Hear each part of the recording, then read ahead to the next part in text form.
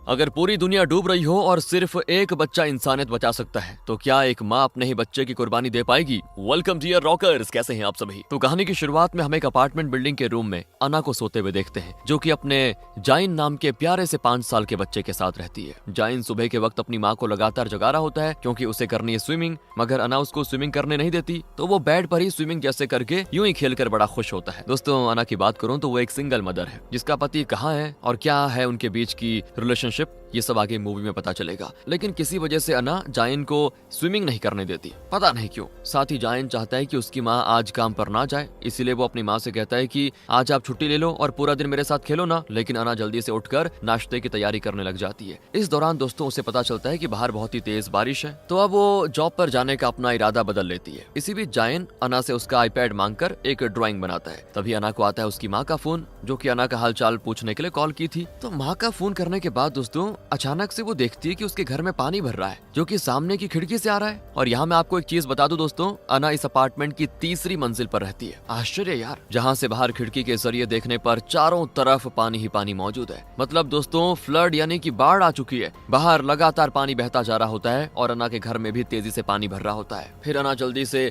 Situation को समझने के लिए इमरजेंसी अनाउंसमेंट को सुनती है। तो उसमें बताया जा रहा होता है कि भारी बारिश की वजह से लगातार पानी बढ़ता जा रहा है, जल्द ही इस अपार्टमेंट की 3री मंजिल भी पानी में डूब जाएगी। तो जल्दी से जल्दी सभी लोग ऊपर के फ्लोर्स पे पहुंचे। और यहाँ दोस्तों जायन इतना सारा पानी देखकर बड़ा एक्साइटेड हो गया था और वो इस पैनिक सिचुएशन में अना से स्विमिंग करने की जिद करता है कि माँ स्विमिंग करते हैं ना। अब बच्चे को क्या पता ये बाढ़ है, तो अना उसको डांट कर जल्दी से अपना सामान वगैरह पैक करने में लग जाती है, जैसे कपड़े और बाकी जरूरत की चीजें। इसी बीच अना को एक कॉल आता है। ये कॉल अना की कंपनी के पर्सनल सिक्योरिटी ऑफिसर का होता है, जो कि अपना नाम हीजो बताता है। हीजो उससे कहता है कि आप हमारी डॉर्विन कंपनी के इमोशन इंजन डेवलपमेंट टीम की रिसर्चर्स में से एक हैं, तो मैं यहाँ आपकी जान बचाने के लिए आया हूँ। अगर आप सामान पैक कर रही हैं तो वो सब छोड़कर सिर्फ जायन के साथ ऊपर की तरफ आए, मैं जल्दी से आपके पास पहुंच जाऊंगा। ये सुनते ही अना वैसा ही करती है दोस्तों। वो सारा सामान छोड़कर जायन को ढूंढने में लग जाती है, जो कि अपनी माँ से डांट खाने के बाद एक अलमारी में छुप गया था, जिससे फिर अना माफी मांगती है कि अरे माफ कर दे छोटू मुझे, और फिर उसे अपनी पेट पर लाद कर बाहर जाती है, जहाँ हर तरफ लोग भाग दौड़ कर रहे होते हैं। पूरा अफरा तफरी का माहौल होता है दोस्तों। और आगे बाहर पानी का प्रचंड रूप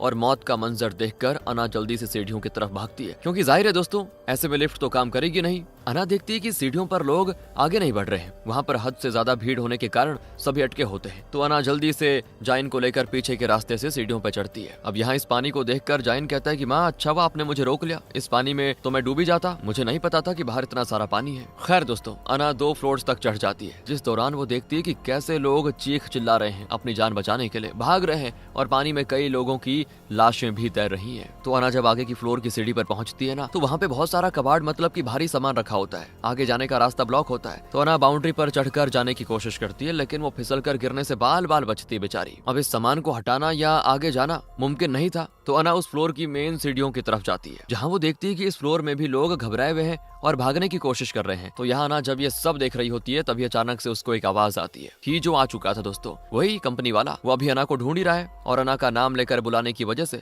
अना भी उसे आवाज देती है। तो फिर ही जो अना को जाइन के साथ दूसरी तरफ आने का इशारा करता है। पर इसी बीच दोस्तों जाइन अना के हाथ से छूटकर एक फ्लैट में जाने लग जाता है, जहाँ पे काफी लोग मौजूद होते हैं। और अना भी देख लेती है कि जाइन उस फ्लैट में चला गया है। तो अब अपने बच्चे को बचाने के लिए वो भी जाती है उसके पीछे पीछे, लेकिन जाइन गायब हो चुका था यार, पता नहीं कहाँ चले गया। अना उसको ढूंढ ही रही होती है कि तभी अना की नजर खिड़की से बाहर की तरफ जाती है, जहाँ एक बड़ी सी लहर काफी सारा पानी लेकर इनकी तरफ बढ़ रही होती है। इस लहर के टकराने की वजह से ये पूरा फ्लोर डूब जाता है और अभी फिलहाल अना पानी के अंदर होती है, जो कि किसी तरह जाइन को ढूंढकर उसको जल्दी से बचाने की कोशिश करती है। जाइन पानी में डूबने की वजह से बेहोश हो चुका था। अना को भी यहाँ से निकलने का रास्ता नहीं मिलता दोस्तों। तभी वहाँ पे ठीक सही वक्त पे हीजो आ जाता है, जो कि दोनों को वहाँ से बचा के निकालता है। फिर अना हीजो का शुक्र अदा करती है, क्योंकि पानी से बाहर आने के बाद जाइन को होश आ चुका है। ठीक है मतलब वो अब यहाँ जाइन को हीजो अपनी गोद में लेने की कोशिश करता है, लेकिन वो अना के साथ ही रहना चाहता है। तो अना हीजो से कहती है कि मैं उठा लूंगी इसको। फिर वो इन दोनों को बताता है कि आप लोगों को बचाने के लिए एक चॉपर ऊपर छत पे आने वाला है, तो हमें जल्दी से ऊपर पहुंचना होगा कैसे भी करके। फिर अना हीजो के पीछे पीछे चल देती है दोस्तों,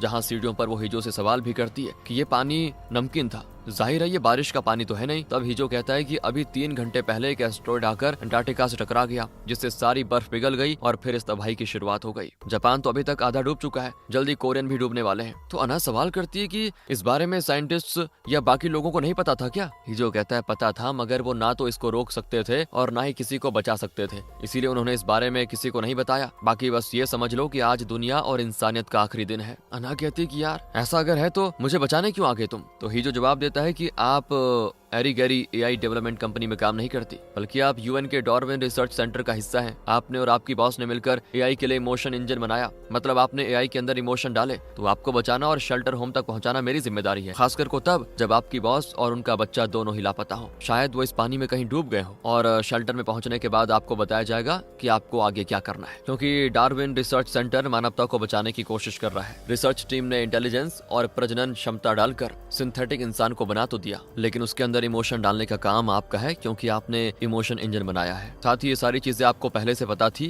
कि हम आपके पास एक न एक दिन जरूर आएंगे और आज सभी पृथ्वी के इंसान मारे जाएंगे, लेकिन ये एआई से बने सिंथेटिक इंसान ही वापस से इंसानियत को फिर से जिंदा करेंगे। तो अब आप जल्दी से ऊपर चलो। दोस्तों अना जैसी आगे बढ़ती है ना, वैसे जायन कहता है कि उसे बहुत ही तेज का प्रेशर आया है, यानी कि उसे टॉयलेट करना है। तो अब अना उसको कुछ देर कंट्रोल करने के लिए बोलती है और ये देखकर हीजो दोनों को ऊपर अपने साथ एक फ्लोर के अपार्टमेंट में लेके जाता है, जिसका दरवाजा खुला होता है। यहाँ हीजो दोनों को इसीलिए लेकर आया ताकि जायन वॉशरूम यूज कर सके। तो अब जल्दी से अना जायन को वॉशरूम में बिठाकर हीजो के पास आती है, जो कि किसी से फोन पे बात कर रहा होता है। यहाँ हीजो सवाल करता है कि तुमने इंसान को नई नस्ल बनाने के लिए इस इमोशन इंजन को क्यों बनाया? इमोशन इंजन आखिरकार वही फीलिंग्स हैं जो इंसानों के अंदर होती है, तो क्या कुछ और नहीं बना सकती थी तुम? ये मतलब इमोशन इंसानों से बेहतर भी तो हो सकते थे। लेकिन फिर अना सवाल करती है कि इंसानी इमोशंस में क्या गलत है, बताओ जरा। तो हीजो बड़ा एक एग्जाम्पल देते हुए कहता है कि ऊपर जो हेलीकॉप्टर आने वाला है और उसके बारे में अगर सभी को पता हो तो लोग खुद को और अपने परिवार को जान बचाने के लिए एक दूसरे को धक्का मारकर चढ़ने की कोशिश करेंगे, और यही चीज तुम भी करोगी, क्योंकि हर किसी को अपना परिवार प्यारा होता है, जिसमें कुछ भी गलत नहीं है, मैं मानता हूँ। मगर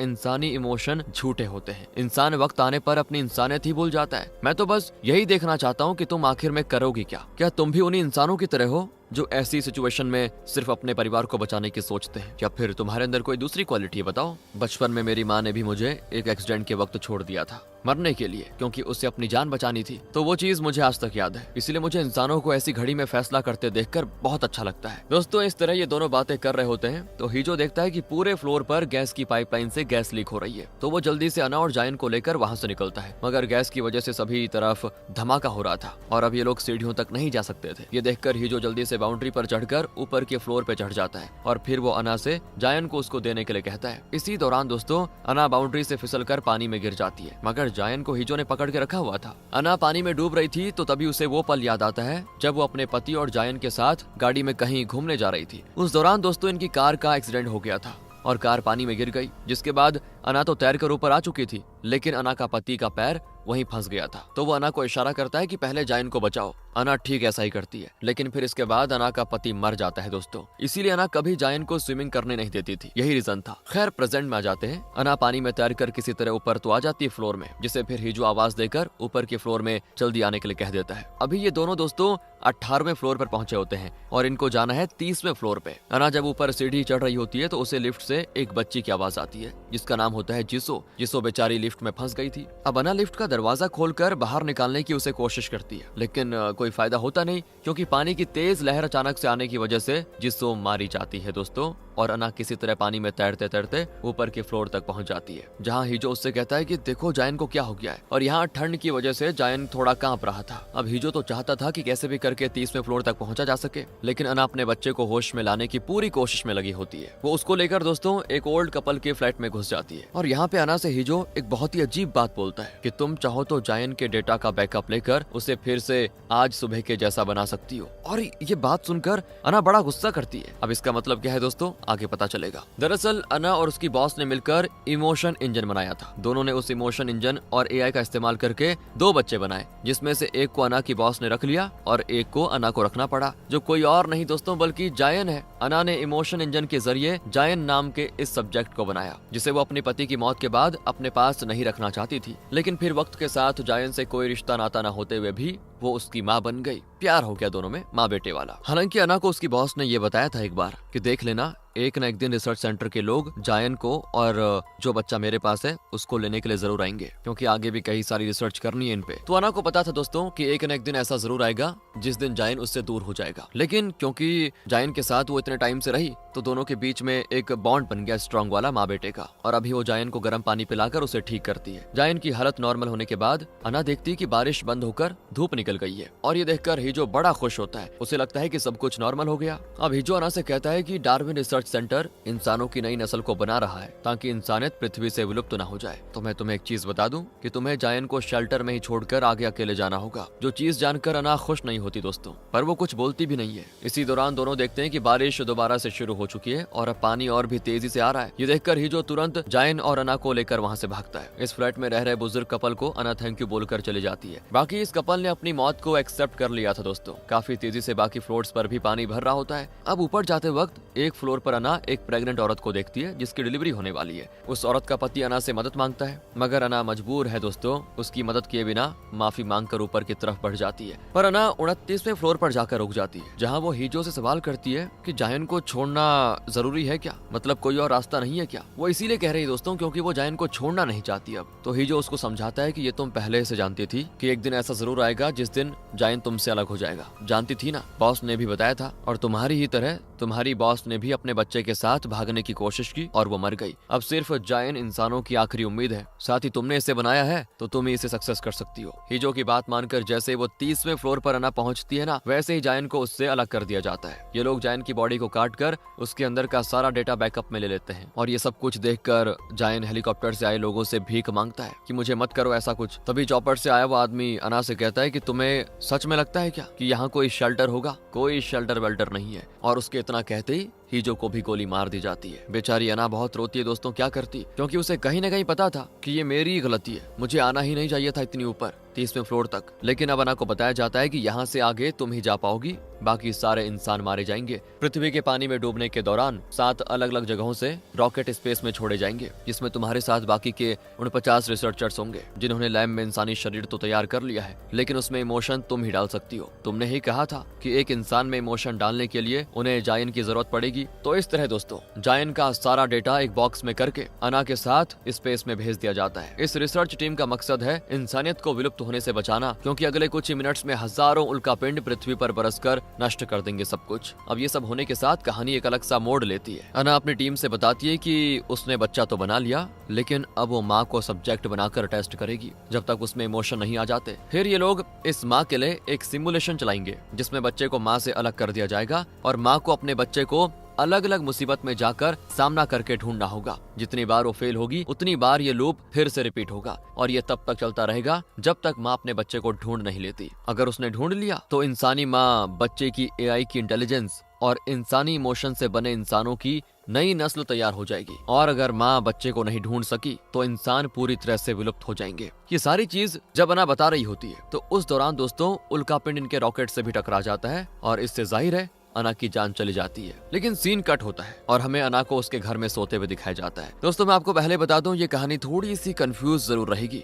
तो ध्यान रखना इस बात का, लेकिन हम पूरी कोशिश करेंगे सब कुछ आपको क्लियर कर दें। दरअसल जो सिमुलेशन की बात अभी तक हो रही थी ना, वो चालू हो चुका था। अना ने मरने से पहले अपने साथी रिसर्चर से बोला कि वो उसके टेस्ट सब्जेक्ट यानी कि माँ में उसकी यादें और इमोशन डाल दे। अब अना ने ऐसा क्यों किया दोस्तों, ये आगे पता चलेगा, मगर अभी आप इतना समझ लीजिए कि जायन एक सिंथेटिक इंसानी बच्चा है जिसके अंदर इमोशन है और वो ठीक से काम कर रहा है। और अब इनका प्लान है उसी तरह माँ को टेस्ट सब्जेक्ट बनाकर माँ में इमोशन डालने का। जिस तरह बच्चे में डाले उस तरह माँ में भी इमोशन डालने का, क्योंकि वो भी AI से बनी सिंथेटिक इंसान ही है। तो चलिए अब आगे बढ़ते हैं। अना जब अपने कमरे में सोकर उठती है तो जायन उसको जगा रहा होता है और उसके कमरे में चारों तरफ पानी ही पानी मौजूद है। अना के जागते ही हिजो का कॉल आता है, जो कि वही सारी बातें रिपीट करता है कि मैं आपको लेने के लिए आ रहा हूँ, आप तैयार रहना, आपको लेने के लिए हेलीकॉप्टर आ जाएगा ऊपर छत में। लेकिन दोस्तों इस बार जायन अपनी माँ से एक बात उसके फोन पर होने के दौरान लगातार बोल रहा होता है कि उसने कल एक सपना देखा जिसकी ड्राइंग उसने अपने iPad में बनाकर अना के फोन में भेजी हुई है।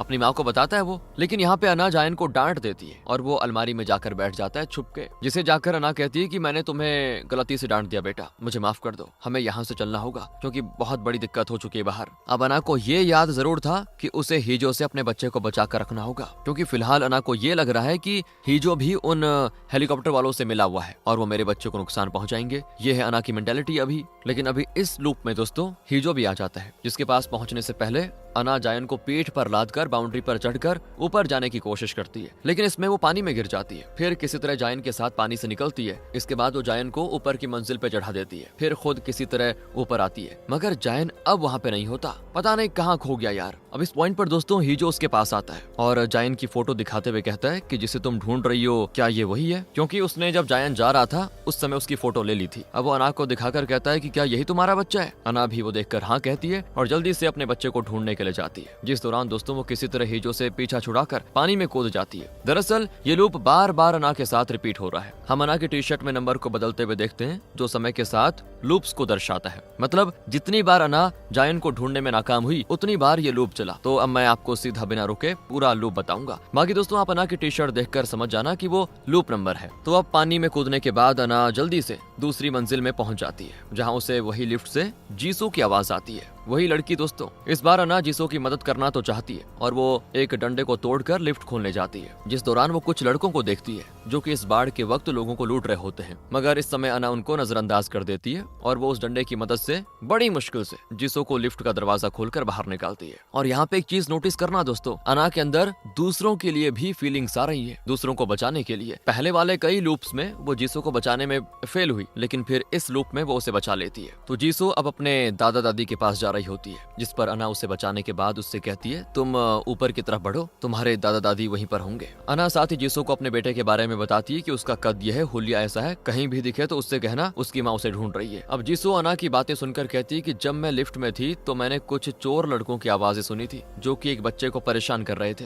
उससे उसकी मम्मी के बारे में या उसका पता पूछ रहे थे। अना समझ जाती है दोस्तों कि जीसू उन चोरों की बात कर रही थी जो उस समय आए थे। तो अब वो उन चोरों के पास अपने बेटे के बारे में पता लगाने के लिए पहुंच जाती है और यहाँ अना को उन चोरों से कई बार मुठभेड़ भी होती है, पर कई बार लूप दोहराने के बाद वो आखिर में उनको टक्कर दे देती है दोस्तों। मगर लास्ट में उसको हीजो देख लेता है, जिसे जीसो लेकर आई थी अना तक। हीजो दोनों चोरों को बुरी तरह से मारता है और फिर दोनों चोर हीजो से बताते हैं कि हम तो बस उस बच्चे के साथ थोड़ी मस्ती कर रहे थे, हमने सोचा अकेला है तो बस खेल लेते हैं उसके साथ, हमने उसे नुकसान नहीं पहुंचाया। इसके बाद दोस्तों जीसो अना और हीजो के साथ अपने दादा दादी के फ्लैट में जाती है, जो कि वही ओल्ड कपल है जिन्हें मूवी में हमने पहले देखा था। तो जीसो यहाँ अपने दादा दादी के पास रुकना चाहती है, जबकि अना उसको मना करती है कि चलो हमारे साथ। लेकिन जीसो कहती है कि आपकी ऐसी स्थिति में अपने बेटे को छोड़ देती नहीं ना, उसी तरह मैं भी इन्हें नहीं छोड़ना चाहती। और फिर जीसो को बाय बोलकर अना वहाँ से ऊपर की तरफ चलती है। इस दौरान दोस्तों हीजो उसे कहता है कि तुम चौपर तक चलो, बाकी तुम्हारे बेटे को रिसर्च टीम के लोग ढूंढ लेंगे। लेकिन अना उससे कहती है कि जायन जब भी नाराज होता है ना तो वो अलमारी के अंदर जाकर छिप जाता था, तो हमें बस हर फ्लोर के फ्लैट की अलमारी को चेक करना है, इसमें तुम मेरी मदद करो प्लीज। हीजो यहाँ सोच में पड़ जाता है कि जैसे ये सब पहले भी हो चुका हो। अब हीजो को ऐसा क्यों फील हुआ ये आगे पता चलेगा। तो अब अना ऊपर जाते हुए उसी प्रेग्नेंट औरत को देखती है जिसके बच्चे की डिलीवरी करवाकर वो उसकी मदद करती है। अना ने अपनी सारी गलतियों को ठीक कर लिया था। इसी दौरान अना को याद आता है कि जायन ने एक बार उससे कहा था कि उसने आईपैड में किसी तरह की ड्राइंग बनाई हुई है और उस ड्राइंग को उसने अना को भेजा भी होता है दोस्तों। और जो भी चीज उसने ड्राइंग में बनाई थी वो चीज जायन ने अपने सपने में देखी थी। तो अना फोन चेक करती है तो उसमें दोस्तों अना की तस्वीर होती है और साथ में हेलीकॉप्टर, यानी कि जायन को ये सारी चीजें याद थी और उसने ये फोटो अना को कई बार भेजी भी थी। तो अना को भी अंदाजा हो जाता है कि ये लूप कई बार चल रहा है। साथ ही वो ये भी समझ जाती है कि शुरुआत से जैन को सब कुछ याद था और उसे पता चल गया था कि अना आखिर में उसको छोड़ देगी। हाँ दोस्तों, जायन को भी सब कुछ पता चल रहा था, इसीलिए तो वो बार बार छुप रहा था। जायन भी दोस्तों एक सिंथेटिक बॉय है, आधा एआई आधा वैसा ह्यूमन। तो उसके दिमाग में कहीं न कहीं ये कोड्स बैठ गए थे कि अब ऐसा होने वाला है, अब ऐसा होने वाला है, क्योंकि उसे पता था कि अगर हम दोनों साथ में रहे तो आखिर में हमें अलग कर दिया जाएगा। इसलिए वो छुपने की कोशिश कर रहा था ताकि उसकी माँ दोस्तों 30वीं मंजिल तक पहुंचे ही ना और उसको ढूंढने में टाइम बर्बाद हो जाए। अब दोस्तों यहाँ पे जायन ऐसा क्यों कर रहा है इसका डीप एक्सप्लेनेशन आगे दूंगा आपको। अब अना को ऊपर की मंजिल से हीजो की आवाज आती है, जो कि अना से कहता है कि मुझे जायन मिल गया।